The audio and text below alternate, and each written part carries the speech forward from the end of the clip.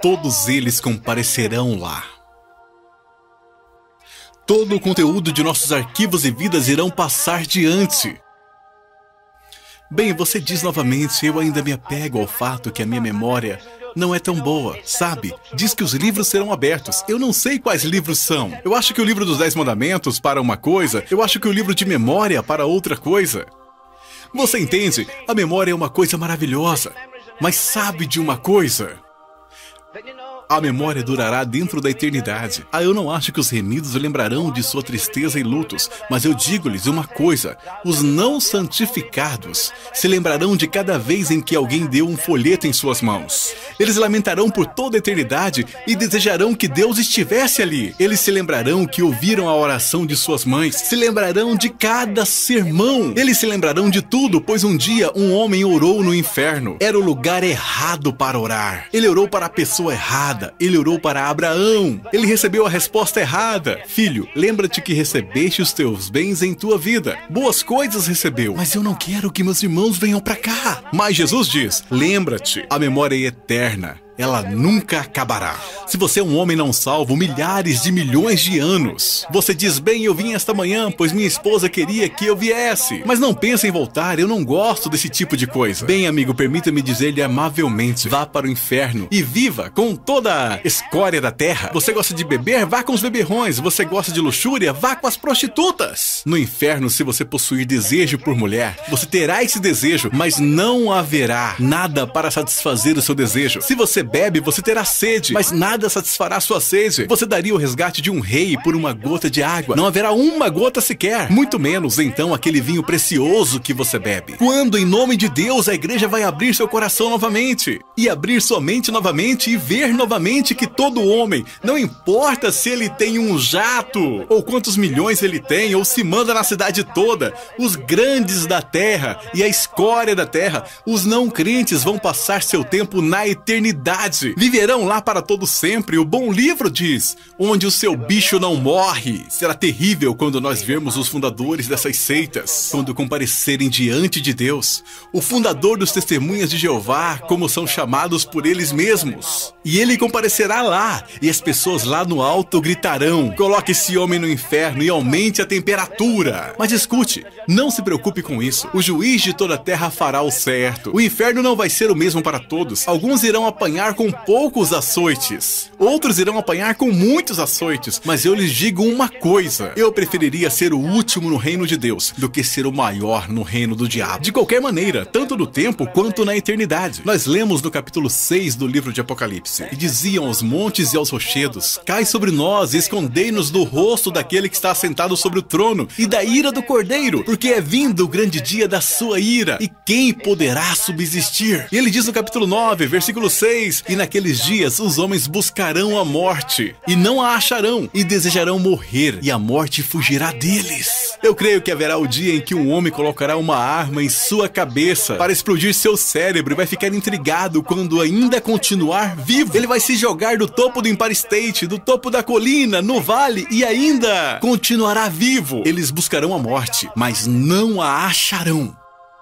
Eis um aspecto terrível para você. Homens buscando a morte e não achando-a. Lembra-se daquele segundo salmo que diz sobre os gentios? Aquele que habita nos céus se rirá, o Senhor zombará deles. Você consegue imaginar o homem lidando com cada pecado já cometido? Pecados da carne, pecados do espírito, pecados contra Deus, pecados contra homens, perseguindo-o como cães do inferno latindo atrás deles. E ele diz, se ao menos eu pudesse morrer e sair disso aqui. E ele tenta morrer, mas não morre. E as escrituras diz, aquele que habita, o santo Deus então deixou de ser um Deus de misericórdia. E no capítulo 4 do livro de Apocalipse, você tem um Cristo no trono. Você tem um arco-íris acima do trono, que é o sinal de aliança, de misericórdia. E você tem 24 anciões. Mas aqui não tem ninguém dividindo justiça com Jesus. Ele assenta-se supremo no trono. Não há 24 anciões. Não há um oceano de vidro. Não há um arco-íris de misericórdia. A misericórdia acabou para sempre. Eu não me importo quão bagunçada e corrupta está a sua vida nesta manhã.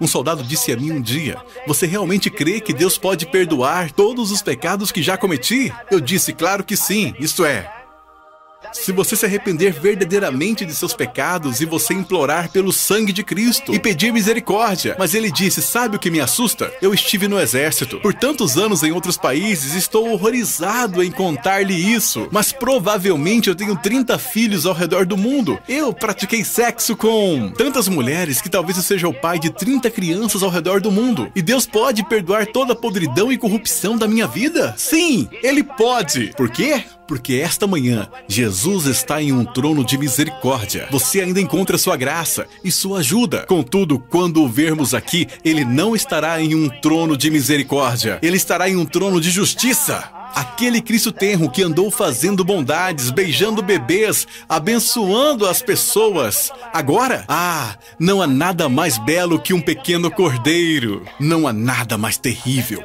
que é a ira do cordeiro. E um dia a misericórdia de Deus será retirada, e então será a ira do cordeiro. Você consegue imaginar todas as tribos e nações? Você consegue pensar no faraó diante de Jesus Cristo dando conta do massacre? Você consegue pensar em Herodes o Grande dando conta do massacre? Você consegue pensar em Hitler dando conta do massacre dos 6 milhões de judeus? Você, nesta manhã, eu sei que você já teve suas tribulações. O bacon queimou, ou aconteceu qualquer outra tragédia, mas você já pensou nesta manhã que alguém, pelo bem de Cristo, vai perder a cabeça no Camboja, Vietnã ou Rússia?